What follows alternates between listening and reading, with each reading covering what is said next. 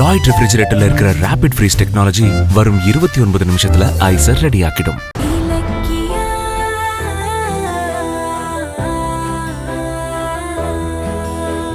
இலக்கியா, நான் கோவிலுக்கு போய் பிரார்த்தனையை செஞ்சிடலான்னு முடிவு பண்ணேன்.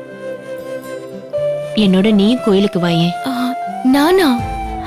அது ஏன் இலக்கியா, என்னாச்சு? இல்லத்த, நான் உங்களை பார்க்க வந்தது வீட்ல யாருக்குமே தெரியாது. வந்த மாதிரியே தெரியாம வீட்டுக்குள்ள திரும்பி போயிடலான்னு நினைச்சேன். இப்ப கோவிலுக்கெல்லாம் போனா டைம் ஆயிடும். நான் எங்கன்னு ஜானகி அத்தை தேட ஆரம்பிச்சிடுவாங்க. அப்புறம் கௌதமாலையும் பதில் சொல்ல முடியாது. அதான் யோசிக்கிறேன். வேண்டாம் வேண்டாம், உன்னை காணோன்னு ஏதாவது விசாரிச்சு அப்புறம் கௌதம்க்கு உண்மை தெரிஞ்சது ஜானகிக்கு தெரிஞ்சிட்டா அப்புறம் அவளால அதை தாங்க முடியாது. நீ சீக்கிரமா வீட்டுக்கு போ, நான் தனியா கோயிலுக்கு போயிட்டு வரேன். ஐயோ, அது இன்னும் ஆபத்து.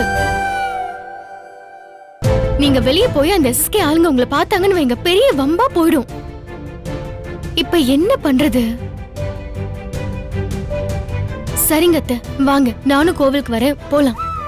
வேணாம் இலக்கியா, அப்புறம் ஜானகிக்கு உன் மேல சந்தேகம் வந்துரும்ல. இல்ல அத்தை, கௌதம் எப்படியாவது அதை மேனேஜ் பண்ணிப்பாரு. ஆமா, உங்களுக்கு கோவில் எவ்வளவு நேரம் ஆகும்? ஒரே ஒரு வேண்டுதல் தான், அரை மணி நேரத்துல முடிச்சிடலாம். அப்போ சரி, சீக்கிரம் நானே உங்களை கோயிலுக்கு கூட்டிட்டு போயிட்டு ரிட்டர்ன் கூட்டிட்டு வந்து விட்டுடுறேன். இந்தாங்க சிஸ்டர், அத்தைக்கு மாத்திரை. Okay madam. இந்தாங்கம்மா.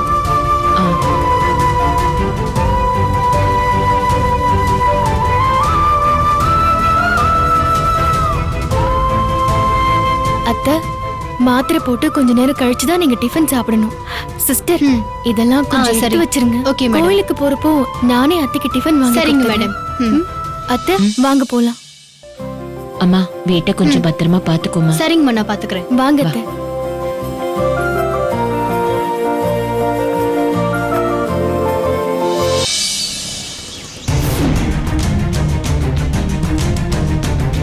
மொத்தம் 180 நாள் கெடு. அதில் இன்னைக்கு ஒரு நாள் போயிடுச்சு. மீதி 179 நாள் இருக்கு. அதை தான் இந்த போர்டில் எழுதியிருக்கேன். ஏய், என்ன பண்ற? வாங்க ஆண்டி, இது பாருங்க. நான் வீட்டை விட்டு போக வேண்டியனால கவுண்ட் பண்றதுக்கு கார்த்திக் நேத்து நைட் அந்த ஒயிட் போர்டு இங்க மாட்டி வச்சு அதுல இன்னும் நான் எத்தனை நாள்ல போகணுங்கிறத வேற எழுதி வச்சிருக்கான். சரி, எனக்கு ஒரே ஆத்திரத்துக்கு இது அப்படியே. ஏய், கோவத்தை இந்த போர்டு மேல காட்டி ஒண்ணும் ஆகாது. ஆரம்பத்துல உன் மேல கார்த்திக்கு வெறுப்பு ஏற்படுற மாதிரி ஏத்தி விட்டது இலக்கியா. அதத்தான் கார்த்திக் இன்னைக்கு வரைக்கும் புடிச்சுக்கிட்டு உன்னை வெறுப்பா பாக்குறான். சரி ஆண்டி, இப்ப அந்த வெறுப்பை நான் எப்படிதான் போக்குறது? நான் எப்படி ஷோ போட்டு நடிச்சாலும் கார்த்திக் என்ன துரத்துறதுலே உறுதியா இருக்கானே.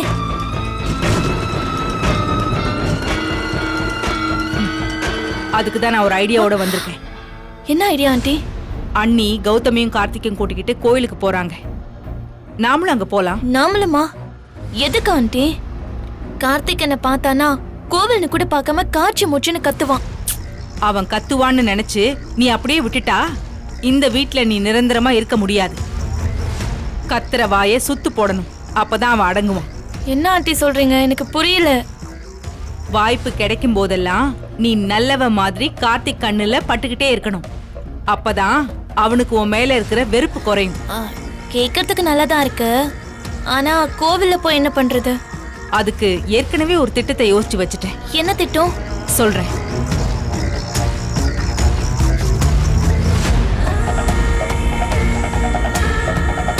ஈஸியா நாம நினைச்சதை சாதிச்சிடலாம். சூப்பர் ஆண்டி, இது செம்ம சென்டிமெண்டான பிளான். இறக்கம் இல்லாதவங்க கூட இதுக்கு இறங்கி வந்தே ஆகணும். கார்த்திக் நிச்சயமா என் மேல இறக்கப்படுவான். அத வச்சே அவனை ஏன் பக்கம் இழுக்கிறேன். உன் நல்ல நேரம் இலக்கியா கோயிலுக்கு வரல. அவ அவளோட அம்மாவை பார்க்க போயிட்டா. அவ மட்டும் கூட இருந்தா கார்த்திக் அலர்ட் பண்ணிடுவா. இதுதான் உனக்கு சரியான சான்ஸ். சீக்கிரமா கிளம்பு. ஒரே ஒரு நிமிஷம் ஆண்டி, நான் ட்ரெஸ் சேஞ்ச் பண்ணிட்டு வந்துடுறேன். சரி வா. ஏய் இலக்கியா, சீக்கிரமே அஞ்சலி கார்த்திக்கோட ஒண்ணு சேர போறா. அது நடந்ததும் நீ நடைய கட்ட வேண்டியதுதான்.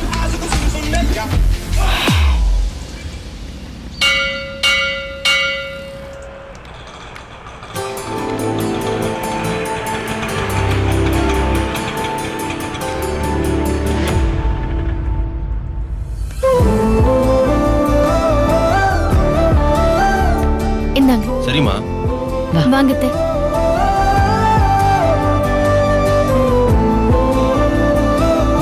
சாரி இலக்கியா, என்னால உனக்கு ரொம்ப கஷ்டம் இல்ல? அத்தை அதெல்லாம் ஒண்ணும் இல்ல அத்தை. உங்க வேண்டுதலுக்கு நானும் உதவுறேன்ல, அது எனக்கு சந்தோஷம்தான். உன் நல்ல மனசு யாருக்குமே வராது இலக்கியா. நீ அப்படியே ஜானகி மாதிரி அவகிட்ட இருக்கிற கோவத்தை மட்டும் கழிச்சிட்டா உன் பேரு ஜானகின்னு மாத்திரலாம். அவளோட அன்பு, பாசம், அக்கறைன்னு அத்தனை நல்ல குணமும் உன்கிட்டயும் இருக்கு. நீ இல்லனா என் புள்ள எனக்கு கிடைச்சிருக்க மாட்டான்.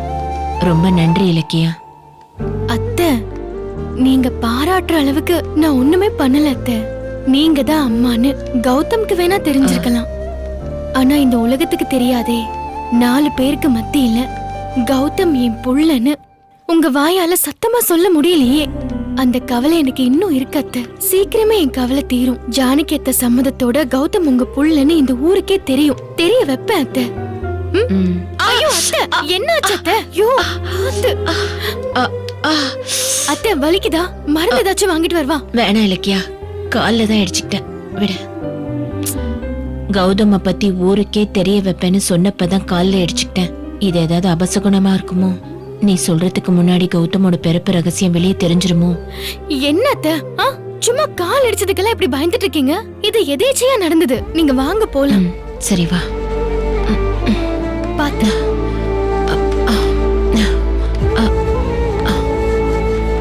பாத்து அத்தை.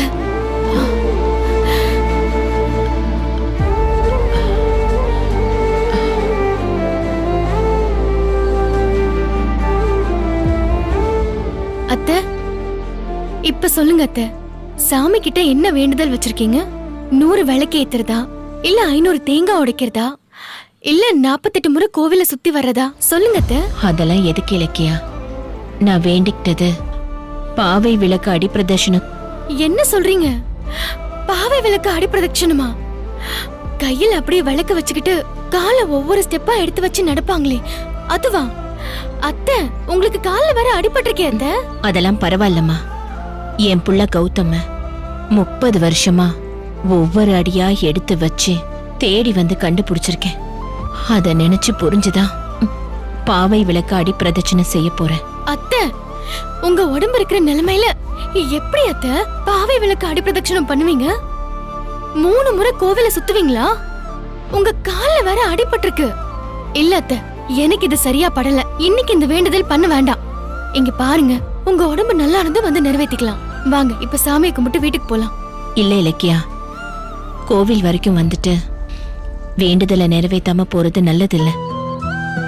நீதான் எனக்கு டிஃபன் வேற வாங்கி கொடுத்து சாப்பிட வச்சிட்டியே. நான் இப்ப தெம்பாதான் இருக்கேன். எப்படியாவது என் பிரார்த்தனையை முடிச்சிடுறேன் இலக்கியா. இல்ல அத்தை, நான் சொல்றத கொஞ்சம் கேளுங்க அத்தை. இலக்கியா, நீ ஒன்னும் பயப்படாத. எனக்கு எதுவும் ஆகாது. நீ வா. சரி பாத்து வாங்க.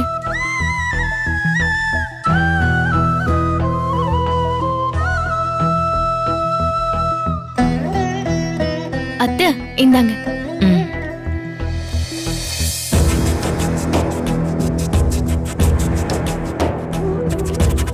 அம்மா, ஒரு தாயோட வேதனையை தீர்த்து வச்சு என் பிள்ளைக்கு வெளிச்சம் போட்டு காட்டிட்ட. உனக்கு எப்படி நன்றி சொல்றதுன்னே தெரியல. என் பிரார்த்தனைய மனசார ஏத்துக்க. என் புள்ள தீர்க்காயுசா நல்ல ஆரோக்கியத்தோட இருக்க நீதான் மனசு வைக்கணும்.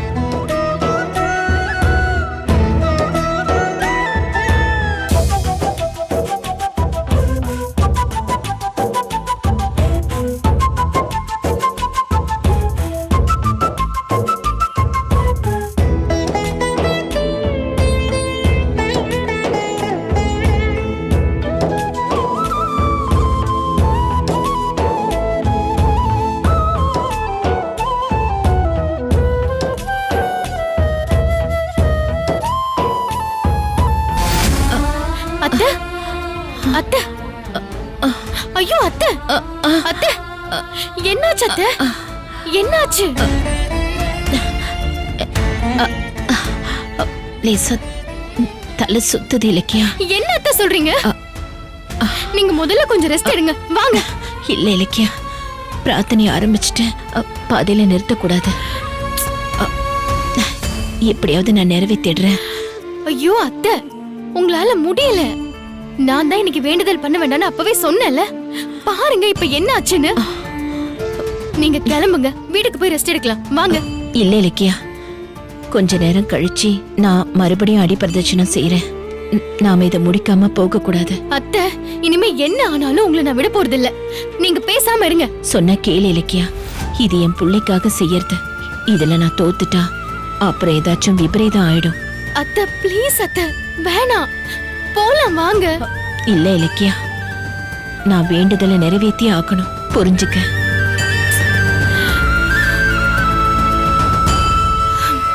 சரிங்க அத்தை, இப்போ உங்களுக்கு வேண்டுதலை சரியா செஞ்சு முடிக்கணும், அவ்வளவுதானே? இந்த வேண்டுதலை உங்களுக்காக நான் நிறைவேத்துறேன். நீயா? ஆமா அத்தை, உங்களால முடியலன்னு அந்த சாமிக்கே தெரியும். அதனால உங்க சார்பா இந்த அடிப்பிரதட்சணையை நான் பண்றேன். கொடுங்க அத்தை, கொடுங்கன்னு சொல்றேன்ல, கொடுங்க. இந்தாங்க. நீங்க இங்கே உட்கார்ந்துருங்க. நான் வேண்டுதலை செஞ்சுட்டு வந்துடுறேன், சரியா? சரி இலக்கியா. அம்மா தாயே, நாங்க 2 பேருமே கௌதம் நல்லா இருக்கணும்னு தான் நினைக்கிறோம். அதனால அத்தையால முடியாத பிரார்த்தனைய அவங்க சார்பா நான் செய்யறேன். தயவு செஞ்சு ஏத்துக்கோமா. பண்ணிட்டு வந்துடுறேன் அத்தை.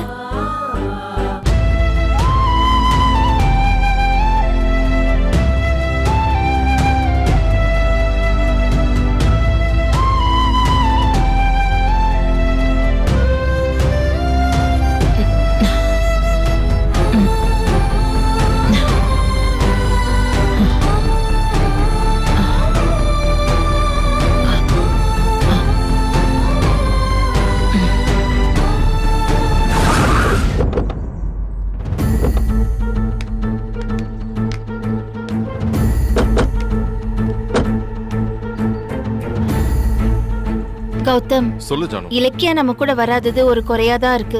அவளும் வந்திருந்தா நல்லா இருந்திருக்கும்ல. ஏன்பா, ஆ? இலக்கியாக்கு ஃபோன் பண்ணிட்டு அவளால அம்மா வீட்ல இருந்து கோயிலுக்கு வர முடியுமான்னு கேள. அப்பா வேணா ஜானு, இனிமே அவ வர்றது சாத்தியம் இல்லல்ல. ஏன்பா, அம்மா வீட்டுக்கு தானே போயிருக்கா, ஃபோன் தான் பண்ணி கேள. மா, அதுக்கெல்லாம் டைம் இல்ல. நான் அர்ச்சனை முடிச்சிட்டு சீக்கிரம் ஆபீஸ்க்கு போகணும். வாங்க போலாம். போ, சரி வாப்பா. போலாம். வாங்க.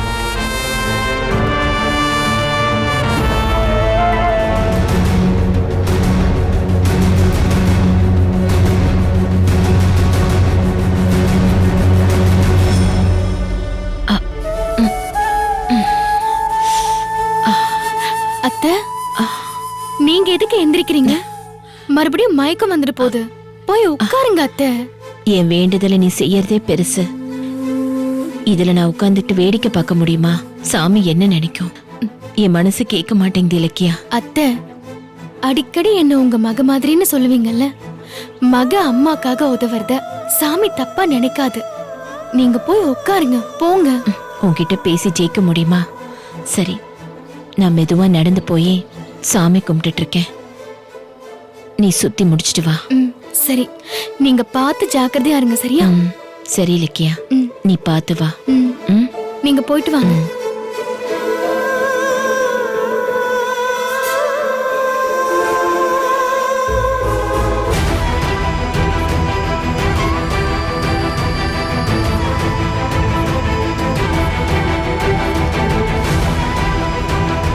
வாங்க.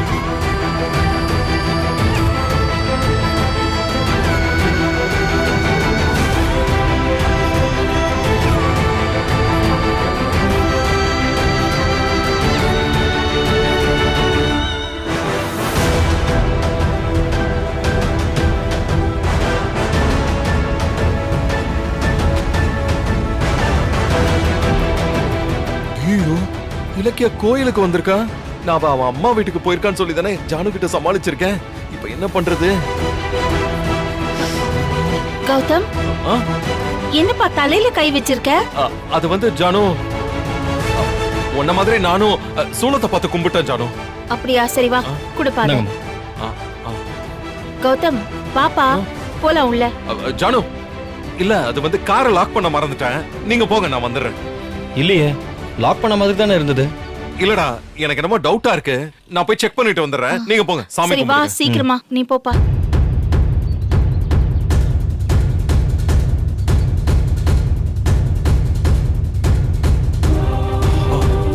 இப்ப இலக்கியா கிட்ட போய் பேசலாம்.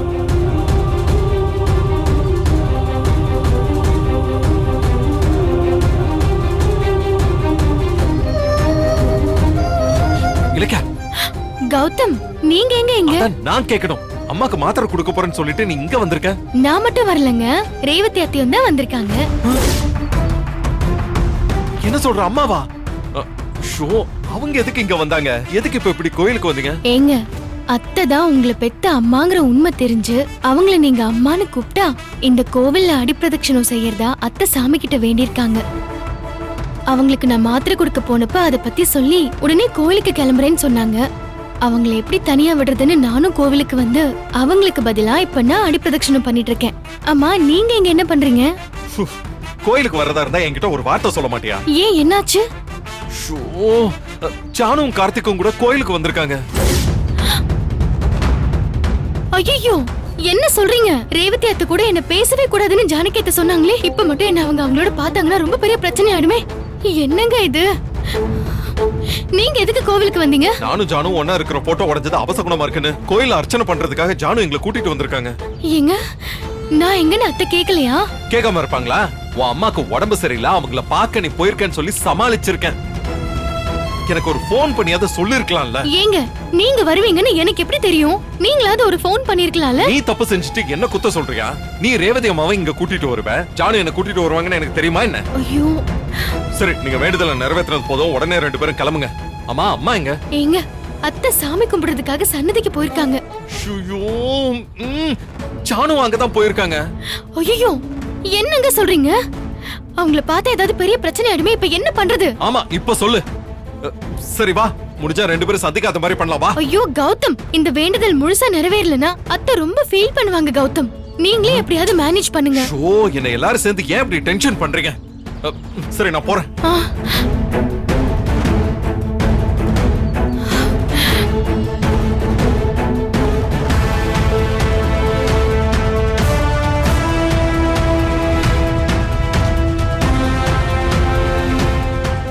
ஏன்பா கார்த்திக், என்ன கௌதம் வரதுக்கு இவ்ளோ நேரமா? காரை செக் பண்றதுக்கு இவ்ளோ நேரம் ஆகும்? தெரியலையம்மா ஏன் லேட் ஆகுதுன்னு. காயத்ரின்ற பேருக்கு அர்ச்சனை பண்ணுங்க. அர்ச்சனையா? ஆமாங்க. யார் பேருக்கு? ஆனா என் மூத்த பிள்ளை வெளியில போயிருக்கான். அவன் வந்ததும் நான் அர்ச்சனைக்கு கொடுக்கறேன்.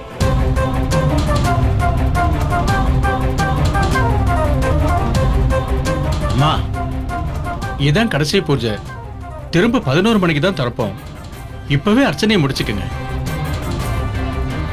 கார்த்திக், போய் உங்க அண்ணனை கூட்டிட்டு வாடா, போடா. அம்மா, அது வரைக்கும் பூஜை நமக்காக நிக்குமா? நீங்க அர்ச்சனை வேலையை ஆரம்பிங்க, அதுக்குள்ள வந்துருவாரு. அம்மா, பேரு ராசி நட்சத்திரம் சொல்லுங்க.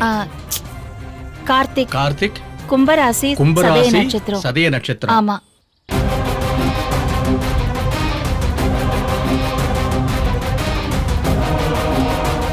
மூத்த பிள்ளையோட பேரு ராசி நட்சத்திரம் சொல்லுங்க. மூத்த பையனோட பேரு கௌதம். கௌதம். மிதுன ராசி, புனர்பூச மிதுன ராசி, நட்சத்திரம். புனர்பூச நட்சத்திரம். கொடுங்க. ஓம் சக்தியே போற்றிவோம், ஓங்கார் அனந்தியே போற்றிவோம், உறவுக்கும் உறவானவளே போற்றிவோம். உங்களுக்கு அர்ச்சனை இருக்கா? இந்தாங்க. பேரு ராசி நட்சத்திரம் சொல்லுங்கம்மா. நீ இரு, நான் கௌதம போய் கூட்டிட்டு வரேன். பேரு கௌதம். கௌதம். மிதுன ராசி, மிதுன புனர்பூச ராசி, நட்சத்திரம். புனர்பூச நட்சத்திரம். ஓம் மருவத்தூர் அமர்ந்தவளே போற்றிவோம், மனமாசை துடைப்பவளே போற்றிவோம், கவலை தவிர்ப்பவளே போற்றிவோம். பேரு ராசி நட்சத்திரம் எல்லாம் ஒரே மாதிரி இருக்கு. ககனவழி ஆனவளே போற்றிவோம், புற்றாகி வந்தவளே போற்றிவோம், பாலாகி விளைந்தவளே போற்றிவோம், பாமரர் துயர் துடைப்பவளே போற்றிவோம், பண்ணாக இசைந்தவளே போற்றிவோம், ஆம்புரு ஆனவளே போற்றிவோம். இங்க இருந்து தானே குரல் வந்துச்சு. யாரா இருக்கும்? அம்மா, ஆ அங்க என்ன பண்றீங்க? அர்ச்சனை நடந்துட்டு இருக்கு, வாங்கம்மா. இதோ வரேன். கௌதம், நீயா? ஆமாமா, அங்க பாருங்க யாரு வந்திருக்காங்க.